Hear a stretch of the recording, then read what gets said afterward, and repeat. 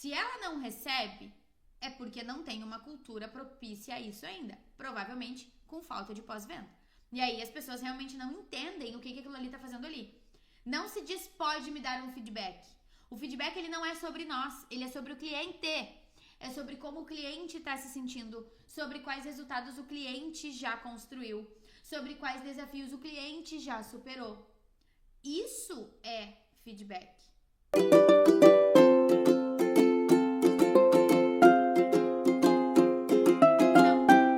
Isso é uma questão de construção de cultura. Então, eu não posso esperar que as pessoas venham dar feedback do meu trabalho se eu não dou feedback do trabalho de ninguém. Se as pessoas não podem contar com a minha percepção, se eu só faço o que me pedem. E daí foi a mijada que eu dei em vocês na sexta-feira. Daí vocês dizem que as pessoas não respondem vocês, mas vocês não respondem as pessoas. Aí vocês dizem que as pessoas não dão feedback pra vocês, mas vocês não dão feedback pras pessoas. Então, não tem como eu esperar, né? Assim como um dos gatilhos emocionais é a prova social, o outro deles é a reciprocidade. Quando bem feito, o feedback se torna uma ferramenta de motivação. Quando eu recebo um feedback positivo de algo que eu fiz muito bem feito, de algo que deu certo, ou até de um feedback que antes tinha sido negativo e daí eu melhorei, e daí agora eu recebo um positivo, isso me motiva. Isso faz com que eu tenha vontade de fazer as coisas. Nós, especialmente entre empreendedoras, nós temos aquele desafio de às vezes sentir que, poxa, seria tão mais fácil por outro caminho. Sim, empreender sempre é mais difícil do que qualquer outro caminho.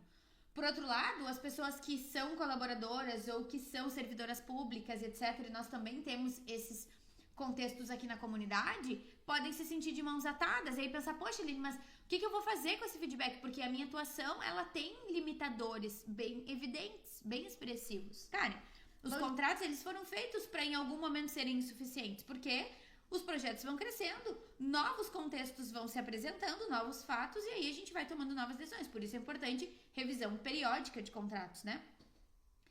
E aí, quando eu li essa frase, fez muito sentido para mim, porque nós fomos moldados, né, especialmente a nossa educação e a nossa metodologia de trabalho proveniente de uma produtividade da administração e da indústria que, se a pessoa faz uma coisa boa, ela recebe, daí a cenoura, né, ela recebe o presente, o biscoito, a estrelinha na testa, e se a pessoa faz uma coisa que não é desejada, ela recebe, então, uma punição. Mais ou menos assim, o nosso sistema educacional é baseado nisso, né, o nosso sistema como um todo é baseado nisso. Quando ele traz no livro essa visão de que isso é incapaz de obter os resultados que nós precisamos, isso, opa, peraí. A gente não tá falando que não funciona, nem que não funcionou até agora. Mas a gente tá dizendo que os resultados que a gente precisa daqui pra frente precisam de mais do que isso. Trazendo para o feedback e para o marketing como ferramenta de prova social, tudo que a gente entende de... Eu até falei um pouco sobre isso na aula sobre viéses cognitivos, mas tudo que a gente entende de gatilhos, né? Gatilhos emocionais, vem resumido do livro As Armas da Persuasão.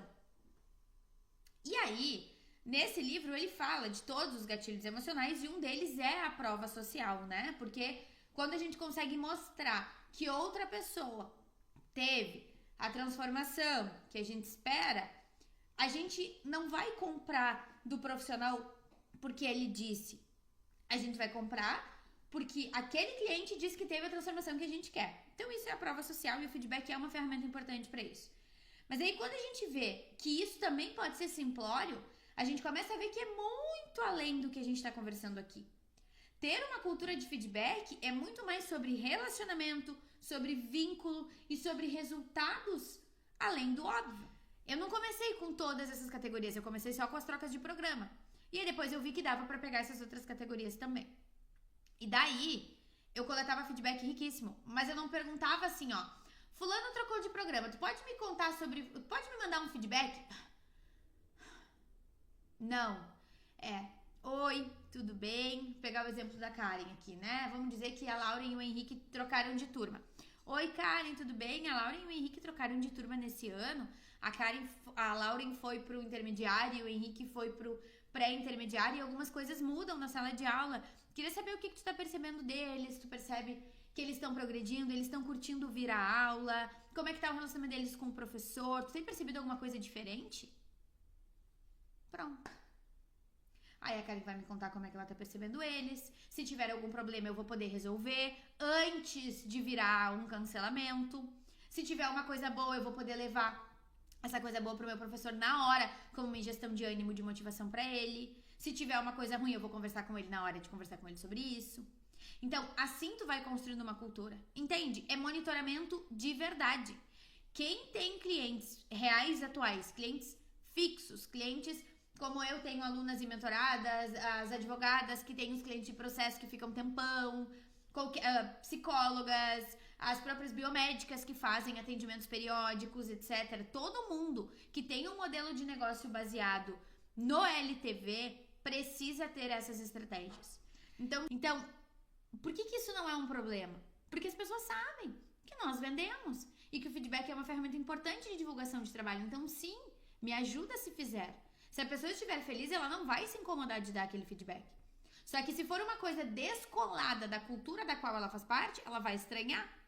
E aí lembrem que toda quebra de expectativa, né, tudo que vem diferente gera uma desconfiança.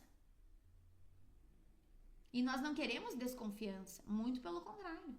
Estratégia simples para conseguir aquilo que a gente quer. Mas se tu já tá recebendo feedback, tá ótimo. Garante também que a pessoa não se sinta usada.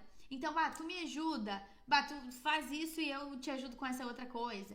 Às vezes sim, para tu implementar uma cultura que ainda não existe, tu vai precisar oferecer mais bônus, oferecer mais coisas para as pessoas, né? Isso é ótimo.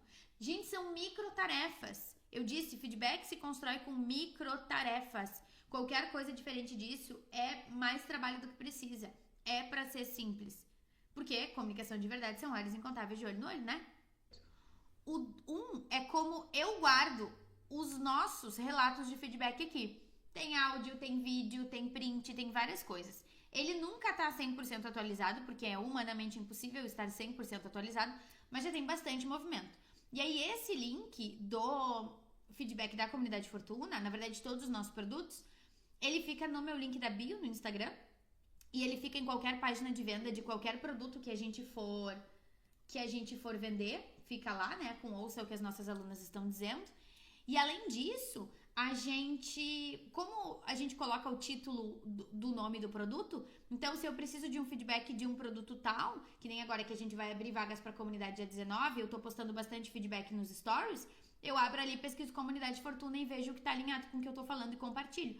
Então é uma forma bem prática que funciona tanto como um banco de dados para mim, quanto como uma ferramenta de feedback direta que as pessoas podem abrir ali e olhar. Então eu consegui centralizar as duas coisas em uma ferramenta só, que é a ferramenta do Padlet, que lá no módulo de ferramentas eu ensino como fazer.